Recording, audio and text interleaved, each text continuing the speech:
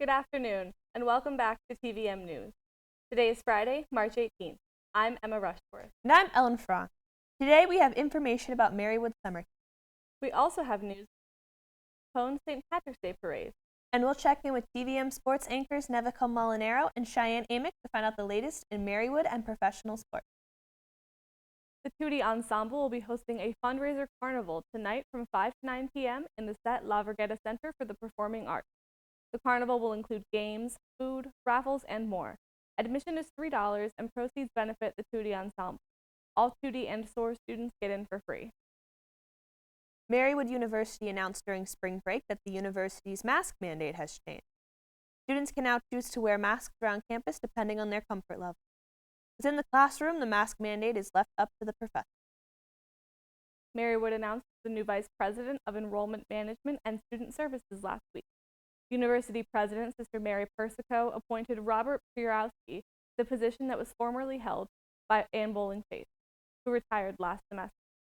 Purowski formerly worked in a similar position at the State University of New York College of Technology at Delhi.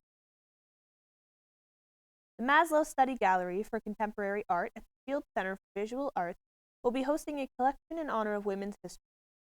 The collection, titled Growing, From the Traditional to the Contemporary Female Gaze, will be displayed from March 1st to the 31st. The exhibit will feature art from female artists. Marywood-University will be hosting a Dietitian for a Day program on Tuesday, March 29th. From 9:15 a.m. to 1:15 p.m., those interested in a career in nutrition and dietetics can learn about the field and gain hands-on experience at the O'Neill Center for Healthy Families. Registration is required for the program, which is available on Marywood's website. The Marywood-University dance team will be presenting their spring show, Dancing with MUDT, on March 19th and 20th in the Set La Verghetta Performing Arts Center. The show will feature several dances choreographed by dance team members. Tickets are $5 for adults and $3 for students. There will also be raffle baskets auctioned off and a live stream for those who wish to watch the show from home. Marywood-University summer camps have been announced. As part of the Summer at the Wood events, the youth summer camps will feature both academic and athletic opportunities. Registration is required for each camp a week before its start date. For more information, go to marywood.edu/camp. Marywood is hosting their annual spring open house on April 9th. There will be 2 sessions for high school students and their families to check out the school. You can register by emailing yourfuture@marywood.edu. The Student Alumni Association is holding a popular campus event with a twist. Special correspondent Soren Sponson has the news. The Student Alumni Association is having an opportunity for students to be able to participate in the boss toss / cornhole, where students will be able to have an opportunity to actually play cornhole on Sunday at 12:30 against our Marywood's own president. So come on out to the Latour room here and play some great cornhole and hang out and socialize with others. This is Soren Swanson for TVM News. When we come back, we have news on the Scranton St. Patrick's Day Parade. Myth. If you get COVID-19, you'll recover after a few days. That myth is false. We're only just beginning to understand the effects of COVID-19 on the human body, as we're starting to see more and more people identifying as long haulers who are having symptoms for weeks, if not months, after their initial infection. Continue to wear a mask, socially distance, and wash your hands. Together, we can keep COVID out of school. For ways to keep your community safe, go to backtoschooltogether.com.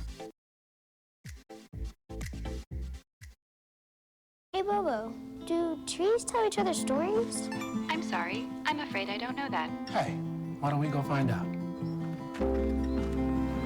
Listen. Do clouds take naps? I couldn't tell you. Dad, do stars visit their friends? Look!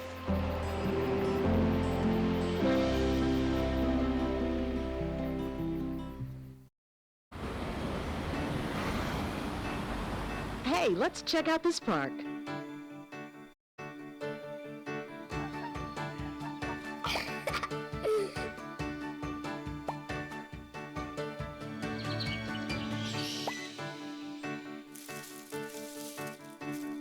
Oh, wow, that's really cool. To find a great local park or forest near you, go to discovertheforest.org. I don't think we're free in this country.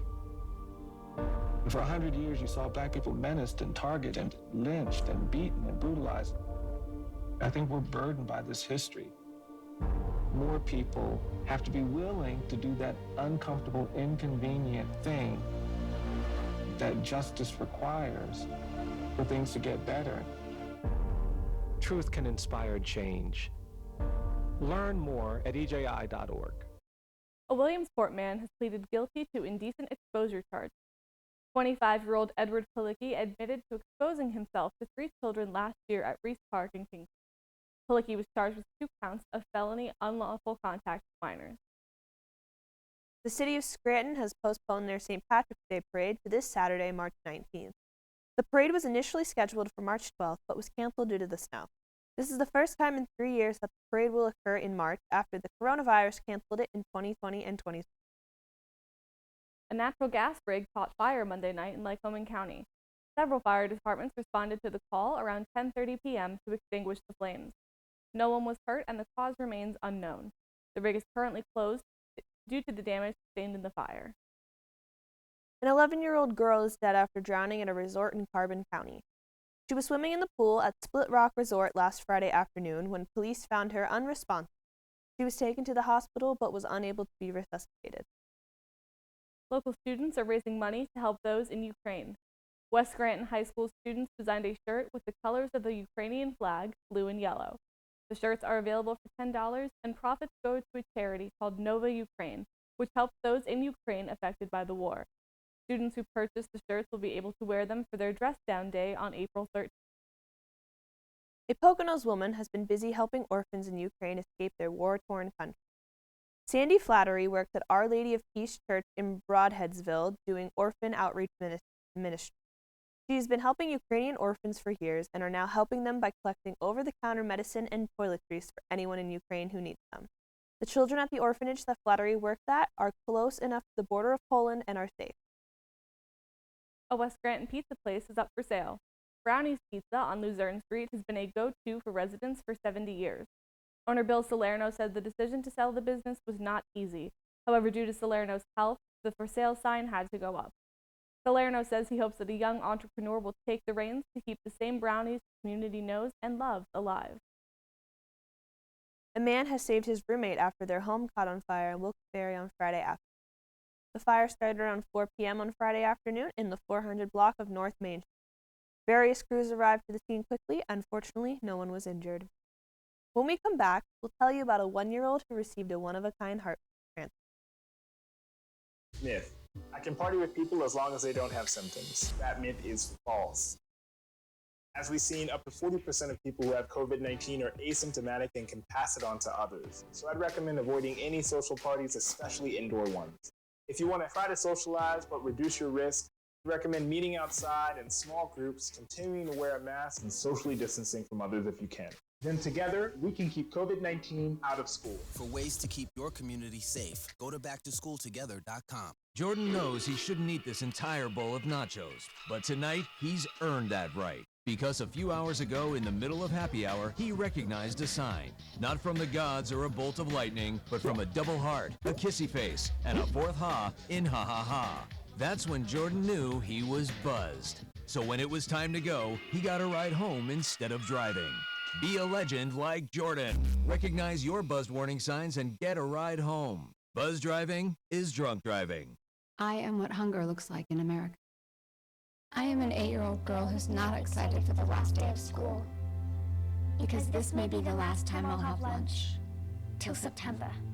I am a single father of 2 who works 3 part-time jobs, and that's still not enough to put food on the table.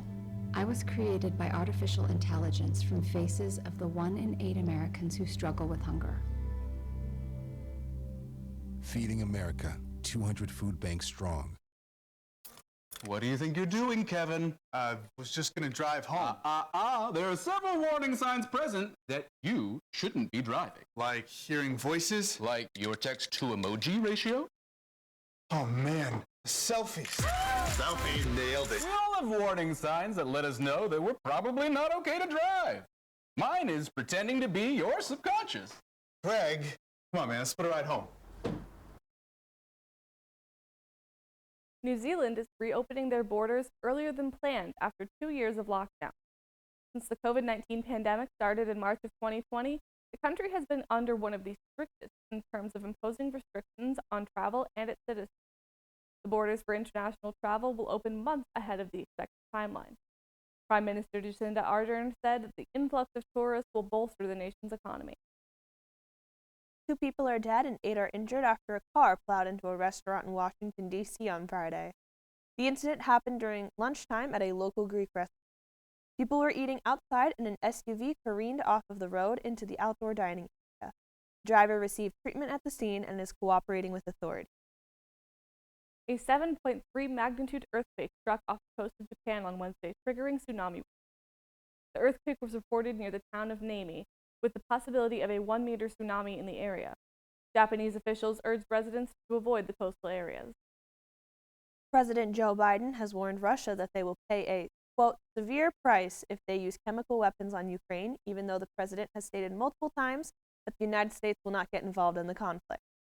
Russia claims it will not be using chemical weapons on Ukraine, though many government leaders from across the globe have heard rumors that they may be planning a, quote, false flag operation on certain parts of Ukraine. An astronaut has broken the record for the longest U.S. space flight. Mark Vande Hei, 55, has been on the International Space Station since last April. The record was previously held by astronaut and Senator Mark Kelly. Vande Hei is expected to return to Earth on March 30th. A 1-year-old in North Carolina has received a one-of-a-kind heart transplant. Easton Cinnamon received not only a new heart, but thymus tissue from the same donor. The surgeries happened 2 weeks apart, and now there is hope that transplant recipients like Easton will take lower doses of the immunosuppressive drug that all transplant recipients have to take for the rest of their lives. The United Nations is seeking billions of dollars of aid to help Yemen avoid mass starvation. Due to the war in Yemen, an estimated 17 million people need food and assistance. According to the UN, that number could rise to 19 million this year. The estimated cost of adequate aid would be $4.3 billion. Comedian best known for being a cast member on Saturday Night Live, Pete Davidson thought he was going to space. 5 paying customers made the financial decision to go into space, and Davidson thought he was going as well, but ended up backing out. The reason has not yet been released as to why Davidson will not be aboard Jeff Bezos' spacecraft, and 5 other paying customers will be aboard Jeff Bezos' Blue Orbit next trip to space. Blue Orbit's goal is to make space travel open to anyone with enough money to afford it. When we return, we'll hear from Marywood sports anchors Nevico Molinaro and Cheyenne Amick with the latest in Marywood and professional sports. COVID-19 has changed how we express our faith and gather to worship. Now it's time to take the first step that lets us get back to spreading the word without spreading concern. Before we can safely come together, we need the facts. As COVID-19 vaccines become available, you may have questions. Should I get it? Is it safe? Should I wait? It's smart to question. Now, get the facts at getvaccineanswers.org so you can make an informed decision when vaccines are available to you. Hey world, I have a quick message. It's about safe driving. All right, let's go. Anytime you're driving, have the seatbelt buckled tight, both hands on the wheel and your phone out of sight. When not in your hand trying to text somebody back, because if you do, your car might get smacked. The moral of the story, just put your phone down. The people on the road will stay safe and sound. Put your phone down, put your phone down. People on the road will stay safe and sound. Yeah.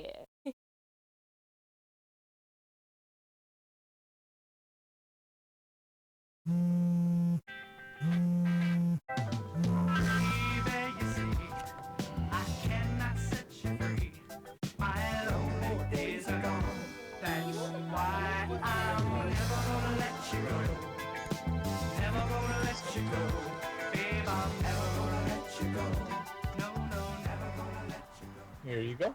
Thank you. Thank you.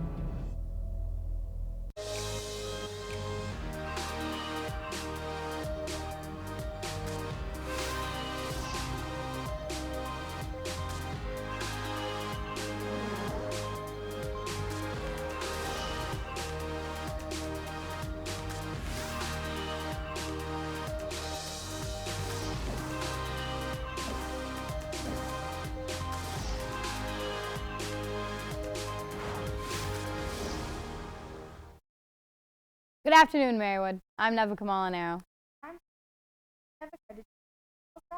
Yes, I did, and I can't wait to hear about it. But before we talk about the MLB, here's some of Marywood's baseball and Marywood sports news. Marywood's baseball and softball seasons officially started over spring break in sunny Florida. Our boys took on 4 days worth of doubleheaders. On day 1, March 7th, Pacers went up against Monmouth College. Unfortunately, they lost both games 3-5 and 4-5. On day 2, March 8th, the Pacers were victorious in both matches against Geneva College. They won the first game 6-3 and the second game 15-5. On March 10th, our boys took on Wilkes-University and suffered a first game loss 3-4, but came back with an 11-5 victory during the second game. On the final day, March 11th, our boys were victorious in both matches against Penn State Buren with a 4-1 win and a 5-1 win. After the team's performance in Florida, Tyler Quick was named the Atlantic East Conference Pitcher of the Week, and Jake Schuster was named to the honor roll. Also, while in Florida, graduate student Jake Schuster broke Marywood's baseball all-time hit record with a total of 177 hits. Their next game is this Sunday, March 20th, in a doubleheader against John Jay College at home at noon. Our Marywood softball team traveled to Clermont, Florida for their spring break and to start off their season. On day 1, softball consisted of an 8-7 victory in the 9th inning against Concordia University Chicago and a 2-15 loss to Ursinus College in the 5th inning. On day 2, the Pacers took on Buren College, where they won a 3-2, and Lakeland University, where they lost 2-3. Unfortunately, on day 3, it was canceled due to rain, but they made up for it on day 4 with 2 victories against Monmouth College of Illinois, 7-2, and Roger Williams University, 6-2. After their performance in Florida, Mara Ham was named the Atlantic East Conference Pitcher of the Week, and Nina Kozer was named to the honor roll. With a record of 4-2 in Florida, this was the Pacers' best spring training record since 2006. Softball starts their Pennsylvania play this weekend against Immaculata University. The doubleheader will be away at Immaculata, with the first game starting at 12 p.m. and the second game starting at 2 p.m. Marywood's men's lacrosse team has been going back and forth with their wins and losses this season, currently having an overall record of 3-3. The team's most recent game was this past Wednesday at home against Moravian University. Our Pacers lost 7-14. The boys' next game will be tomorrow at 1 p.m. away at Juniata College. After starting the season off strong with 3-game win streak, the Marywood's women's lacrosse team lost their last 2 games. Avernia University defeated the Pacers on March 4th, 9-21, and Misericordia University defeated the Pacers on March 15th, 9-15. The girls' next game will be today away against Mount St. Mary College. After 2 hard-fought seasons, both Marywood's men and women's basketball seasons have come to an end. The Marywood men's basketball team had their final battle during the first round of the Atlantic East Conference playoff on Monday, February 21st. Our Pacers, who were the number 7 seed, went against Newman University, who was the number 2 seed, losing 62-89. Freshman Brandon Reed had Marywood's all-around leading effort. He concluded the game with 21 points, 6 assists, 6 rebounds, and 2 steals. Jason Holman was named to the first team All-Atlantic East Conference. The Marywood women's basketball team concluded their season in the first round of the Atlantic East Conference playoffs on Monday, February 21st. Marywood, the number 6 seed, went against Cabrini University, the number 3 seed. Unfortunately, our girls suffered a 36-66 loss. Freshman Olivia Chulo was the leading scorer for Marywood with 10 points. Marywood's esports team has entered their NECC season with a 6-game win streak. Their next competition is Tuesday, March 22nd in Rocket League against Carthage College. That's all for Marywood sports this week. Let's see what happened in the world of professional sports. Diane? Thanks, Nevika. It's official. Major League Baseball is back. After 99 days, the MLB lockout has come to a close, and fans can look forward to a full 162-game season slated to begin on April 7th. Baseball's last lockout came during the 1994 players' strike and trickled into the 1995 season. With a full schedule being played this year, that meant things had to be pushed around due to lost time. All previously scheduled games will take place on off days, and there will be 9 doubleheaders throughout the season. This only pushes the conclusion of the season back 3 days, and the dates for the 2022 World Series will remain the same. In response to last year's Women's March Madness weight room call-out video posted by Oregon Ducks forward Sedona Prince, the NCAA commissioned a 118-page report to review the organization's gender equity issues. The report began by calling Prince's post, quote, the contemporary equivalent of the shot heard round the world. The report, completed by attorney Robert Kaplan, had recommended almost 24 changes that would help the college basketball organization move further toward gender equality. This year, the NCAA introduced a series of those changes. These changes include the increase of the number of teams participating from 64 to 68, the March Madness branding and logo being used for both the men's and women's tournaments, and the increase in cross-promotion between the men's and women's tournaments. Prince has stated that she has been encouraged, but also surprised at the power her words have held, especially when it's greeted by a new weight room in the San Antonio Convention Center less than a day after her original video was posted. However, she compared the accomplishments reached to reaching a base camp on a hike of Mount Everest. What women have to go through is just a constant uphill battle, Prince said. It's nicely changed, but if they don't keep making improvements and holding their word, then this was all for nothing. In football news, it was announced that after 40 days in retirement, Tom Brady will be returning to the Tampa Bay Buccaneers as their quarterback next season. Announcing to Twitter and Instagram on Sunday, Brady said he is returning to the Buccaneers for his 23rd season, stating he has, quote, unfinished business. These past 2 months, I've realized my place is still on the field and not in the stands, Brady wrote. That time will come, but not now. I love my teammates and I love my family. They make it all possible. I'm coming back for my 23rd season in Tampa, he said in a statement released on Sunday evening. Joseph Litt, the general manager for the Buccaneers, said the announcement from the 44-year-old football star was something the team had been preparing for. Bruce Arians, the head coach for the Buccaneers, said the team is ecstatic that Brady will be returning for another season. This news also comes after a collector had paid $518,000 for the last career touchdown ball that Brady had thrown to wide receiver Mike Evans. That's all for sports this week. When we come back, Emma and Ellen will tell you about a new hotline everyone should call. Oh, it's on. Release the meteor!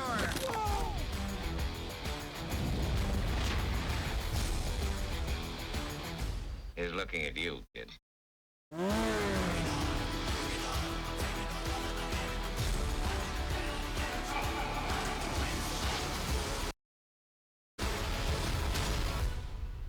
I dig it. That felt pretty great. Because the fight isn't over yet. You will see me choose to protect my community by wearing a face cover. And even with my face covered, You will see me. As a son, As a man with a never-quit attitude.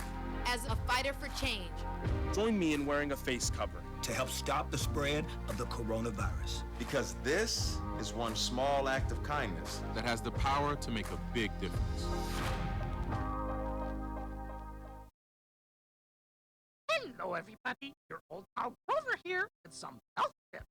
Wash your hands throughout the day with soap and water for 20 seconds. Whoa, whoa, whoa, whoa! Also, practice physical distance by staying 6 feet away from people in public. And do not forget to wear a mask. And whoa! So that is where the soap went. Caring for each other because we are all in this together. If you're in need of a pick-me-up, this hotline might do the trick. Elementary school children in California have pre-recorded encouraging messages in both English and Spanish in a hotline that has gone viral. When you call 707-998-8410, a pep talk is given to you to help you get through your day. The hotline will continue throughout the school year. That's the cutest thing I've ever heard. That hotline's going to get a lot of calls for me come finals week. Absolutely. Sure. That's going to do it for this week's edition of TVM News. From everyone at TV-Marywood, thanks for tuning in. Be sure to follow TV-Marywood's YouTube page and like the TVM Facebook page to stay up to date on the latest happenings and to watch additional content. I'm Emma Rushworth. And I'm Ellen Franz. Have a fantastic weekend, Marywood. We'll see you next week.